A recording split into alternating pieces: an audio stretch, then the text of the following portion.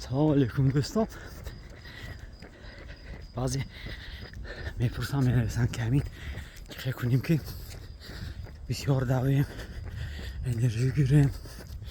دوستا عموما نقصان از یک لایف خاک میگم شما یعنی همگی 3 روز به یاد میگیرید، یک روز نشدید خودتون میگوید که 3 بار میگوید که من میتونم میگوید خب میرید. دوم روز میشدید من میدوام میگوید خب میجید.